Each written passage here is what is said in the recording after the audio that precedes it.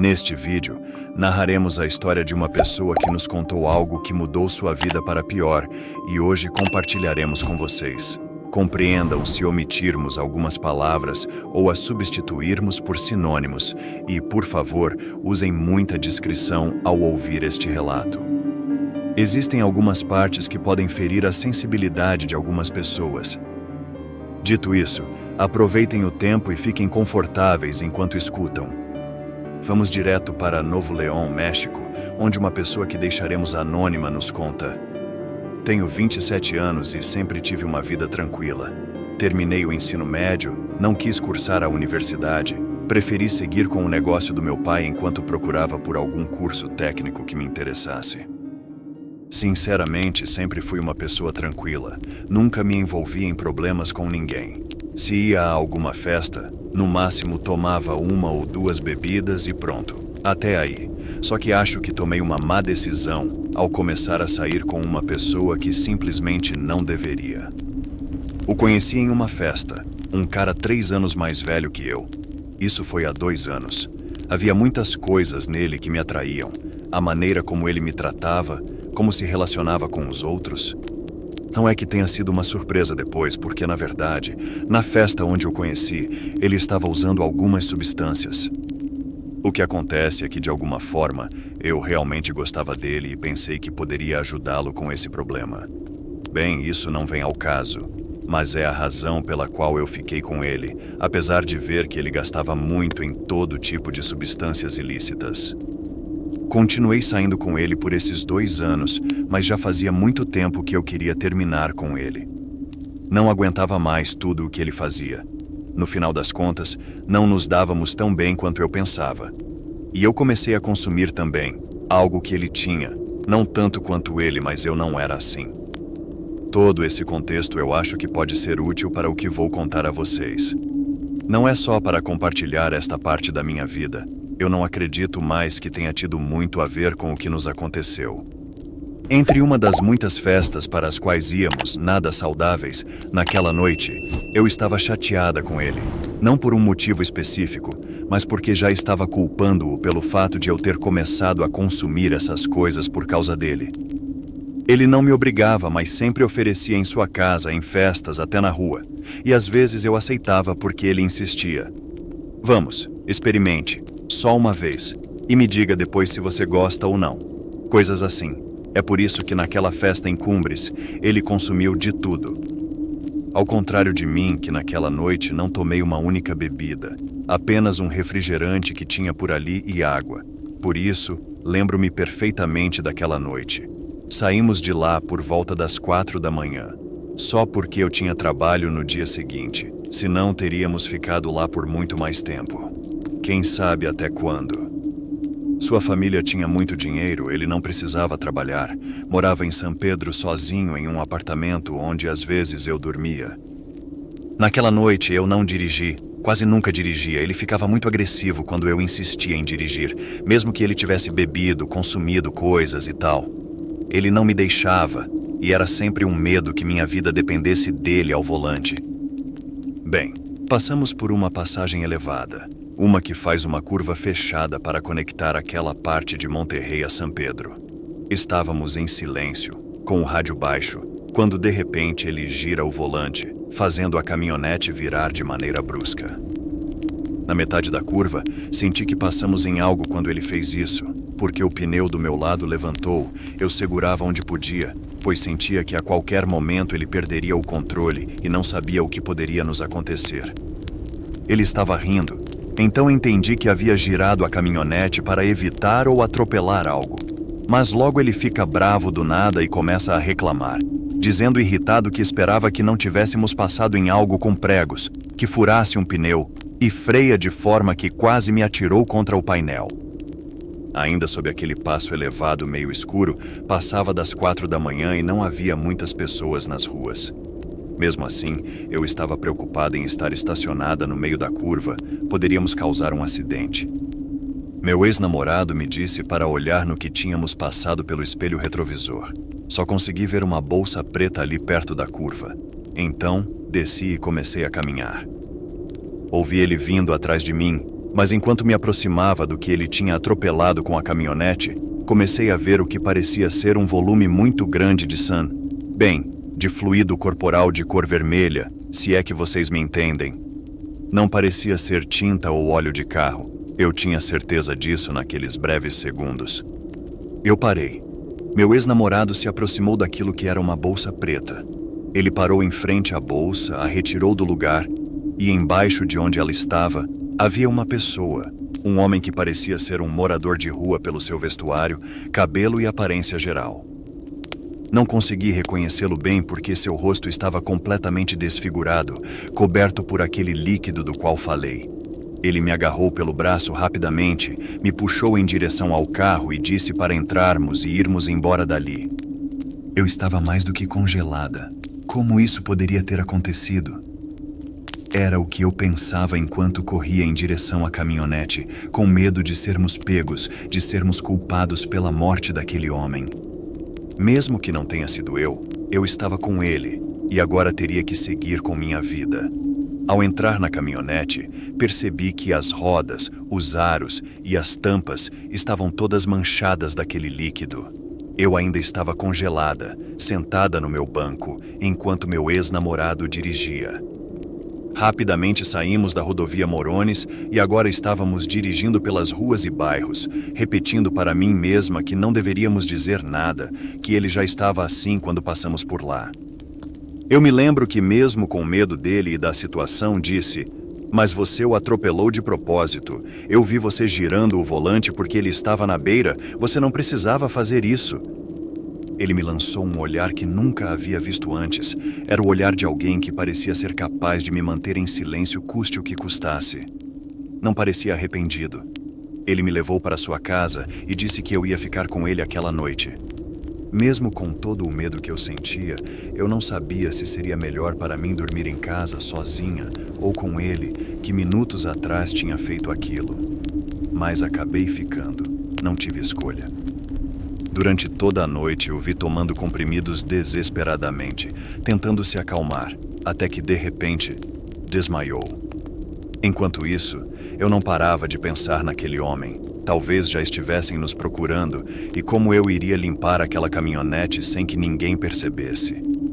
Não haviam muitas pessoas dirigindo a essa hora, mas a cidade tem câmeras por toda parte, eu pensava, até que caí dormindo por apenas alguns segundos, porque fui despertada pela imagem daquele homem caído no chão, no estado em que o vi.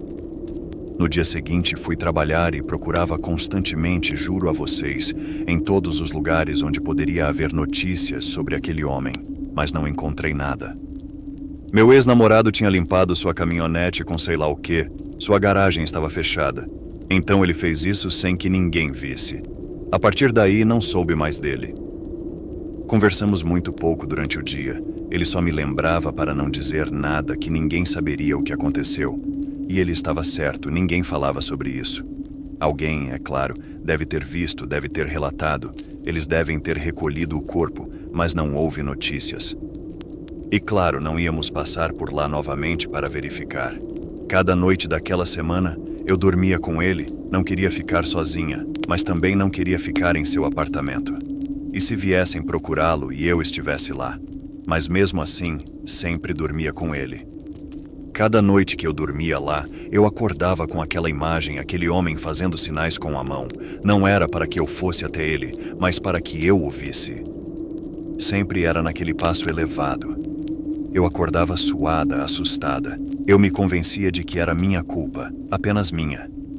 E me enfurecia ver como meu ex-namorado, com a ajuda de pílulas, é claro, dormia como se nada tivesse acontecido. Durante o dia, ele me contava como se divertia, como se nunca tivesse acontecido nada, como se apenas eu carregasse isso. Na semana seguinte, tivemos uma discussão sobre esse assunto. Perguntei o que aconteceria se alguém descobrisse, por qualquer motivo, que ele tinha feito aquilo. E a única resposta que ele me deu de maneira péssima foi que não só ele, mas nós dois tínhamos feito isso, que tínhamos a mesma culpa. Por isso começamos a discutir de forma muito acalorada, gritando, puxando um ao outro, porque eu queria ir embora. Eu disse que contaria à polícia se ele não me soltasse, e ele piorou. Mas de repente ouvimos os dois do banheiro, porque ambos viramos assustados, uma voz rouca, como a de algumas pessoas que têm as cordas vocais muito danificadas por alguma doença. Ele estava rindo por dentro. Saímos correndo de lá juntos, descemos do prédio e nos perguntamos: "Você ouviu?" "Sim, e você também. O que você ouviu?" Havia uma risada. Havia alguém mais no seu apartamento. Como alguém mais? Se você quase mora aqui, perceberia. Ambos concordamos naquela noite que tínhamos imaginado aquilo, que eram alucinações por causa do que ele quase sempre consumia. Pareceu-me razoável, mas eu não tinha consumido nada há dias. Também dissemos que era culpa, algo que eu sempre pensei ser o mais pesado para nós naqueles momentos. E se fosse isso, o que mais poderíamos fazer? Nenhum de nós tinha coragem de sugerir que era aquele homem. Fomos jantar, nos acalmamos e, ao voltar, sinceramente pensar na culpa, ter jantado e verificar o apartamento nos ajudou a dormir. Mas naquela mesma noite, sou uma pessoa com sono muito leve, especialmente quando estou estressada ou ansiosa. E naquela ocasião, eu acho que eram cerca de 5 da manhã, ouvi alguém andando. Antes de dizer ao meu ex-namorado que estava ouvindo isso, prestei atenção e sim, eram passos de alguém. Mas eu nunca tinha ouvido alguém pisar tão pesado quanto quem quer que estivesse andando pela cozinha ou fora do quarto. Poderia ser facilmente no andar de cima, mesmo assim era estranha a maneira como caminhava. Nunca tinha ouvido aquilo no prédio. Estava prestes a me deitar pensando nisso, quando ouço alguém correndo da sala em direção ao corredor, fazendo soar passo após passo. Mesmo deitada na cama, sentia o chão vibrar devido à intensidade de cada passo. Eu já estava gritando porque era claro que alguém estava correndo em nossa direção. Meu ex-namorado se sentou na cama de repente e ambos vimos claramente a porta do quarto ser aberta com força, batendo na parede, e depois fechada novamente com a mesma força com que foi aberta. Os passos voltaram correndo para a sala. Nunca me senti com tanto medo, mas um medo do tipo que você sabe que não está vivenciando algo normal, que há algo que você não pode ver e não sabe se vai te machucar ou não. E digo isso tão segura porque ambos vimos, entre gritos, meio nos levantando e ao mesmo tempo nos acomodando de volta à cama por medo. Quando esses passos pararam do lado de fora do quarto, bateram na porta, esta se abriu e no corredor não havia ninguém. Estava vazio. Mesmo quando ouvimos esses passos retornarem, não havia nada lá. Não vou mentir, ficamos chorando de medo na cama sem dizer nada, apenas nos abraçando, observando o amanhecer, e ver o sol nos ajudou um pouco. Depois de um tempo sem dizer nada, sem saber o que fazer, nem mesmo se levantar, alguém bateu na porta do apartamento.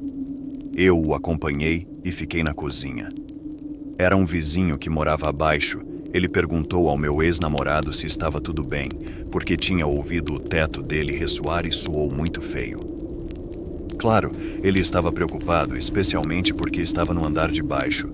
Segundo ele me contou, já que não ouvi essa conversa, ele estava certo de que a qualquer momento parecia que o teto ia desabar sobre ele. Foi tão feia e ruim aquela madrugada, e depois ficou pior quando descobrimos que não tinha sido só nós que tínhamos ouvido. Meu ex-parceiro apenas disse que foram algumas coisas que caíram, algumas coisas pesadas, já que estávamos reformando o apartamento, e foi isso. Ele não disse mais nada e ambos saímos do apartamento um tempo depois.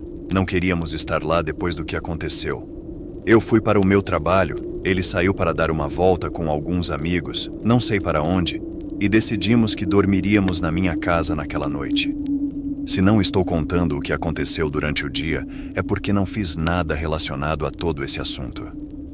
Na verdade, estava tentando pensar o mínimo possível naquele homem, no que aconteceu conosco, ou se isso estava acontecendo conosco por termos feito algo naquela noite.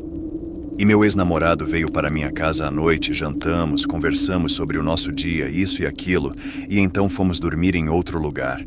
Sério. Isso nos ajudou a dormir rápido, mas parece até uma piada ou brincadeira que, novamente, naquela noite, por volta das 4 da manhã, eu acordei porque sentia que ele estava se mexendo muito ao meu lado. Eu me sento na cama, acendo a lâmpada ao meu lado e o vejo roxo, movendo as mãos como se estivesse tentando se livrar de alguém que o estava estrangulando. Eu vejo em seus olhos quase saindo, ele tentando respirar. O que faço é levantá-lo, sentá-lo, perguntando o que aconteceu. Ele solta um suspiro tão profundo que sabia que já podia respirar, recuperando o fôlego enquanto eu vejo as marcas no pescoço de mãos, mas também com sujeira ou terra. Era estranho porque ele tinha tomado banho antes de deitar. Ele nunca ficava tão sujo assim. Ele me disse com a voz trêmula: "Foi o homem que atropelei. Eu o vi. Ele estava fazendo isso comigo." Eu não sabia o que fazer agora. Ele também estava em minha casa. Tudo havia piorado. Perguntei então o que íamos fazer, e ele me disse que tinha falado com um amigo, sem contar o que tinha feito na estrada, e ele recomendou ir até uma senhora.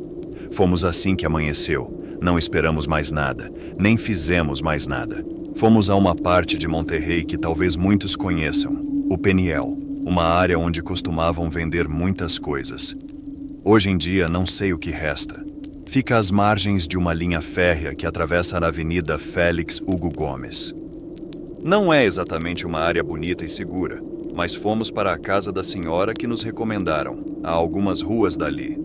A casa era muito precária e, para entrar, passamos por corredores que conectavam outras casas e pátios, guiados por outra senhora. Esperamos em um quintal com cadeiras e, depois de alguns minutos, nos chamaram para entrar. Ao entrarmos, era um quarto escuro com pouca luz, com imagens do que pareciam ser santos. No meio, uma mesinha com a senhora, moedas, copos, cartas, de tudo um pouco. A pessoa, que calculo ter uns 60 anos, nos viu e nos disse: "Vou lhes dizer exatamente o que fizeram seus malandros." Nos repreendeu assim que entramos. Mas antes que meu ex começasse a falar, ela disse: Não diga isso. Eu sei muito bem o que vocês fizeram e a quem levaram. Hoje vou falar com vocês, mas separadamente, por favor." Ela me pediu para sair para falar com ele primeiro, e eles ficaram lá por cerca de 40 minutos até ele sair e me chamar. "Filha, vou ser bem sincera com você. O que seu namoradinho fez foi muito errado. Ele é quem está condenado. Não vou te dizer o que ele tem que fazer, o que ele vai carregar, ver e viver, porque é precisamente isso que ele fez. Não você. Se você estivesse ao volante, não teria feito isso. Ele não me contou, mas dá para ver que você está sofrendo muito por causa dele, até muito antes de ele fazer o que fez, eu me engano. Então, eu te recomendaria se afastar dele agora que ainda está em tempo. Com esse rapaz, tudo vai piorar. Parece que ele vai buscar outras alternativas, as coisas vão piorar e não melhorar. Você não merece viver isso. Você não teve nada a ver, exceto por estar com quem não devia, passando por onde não deveria." Conversamos um pouco mais sobre a mesma coisa. Ela não quis me dizer nada sobre aquele homem, mas do nada ela mudava o assunto, como se realmente quisesse que eu parasse de perguntar, investigar e deixasse isso para trás. E com todo o pesar do mundo, mas ao mesmo tempo, sabendo que era o melhor para mim, afastei-me.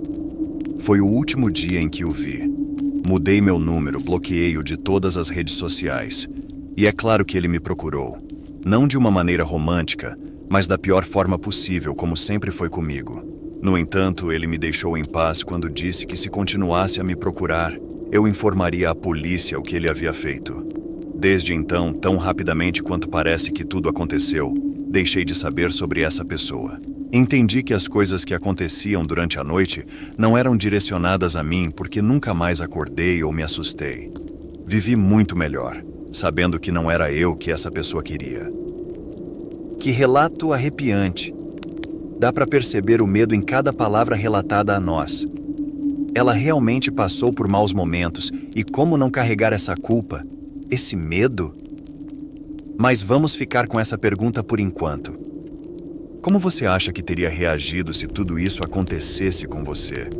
Como teria resolvido as coisas? Conte-nos, seria um prazer ler suas respostas. Obrigado por nos acompanhar até aqui. Não se esqueça que sua história também pode ser narrada em nosso canal. Um abraço aterrorizante. Até o próximo vídeo.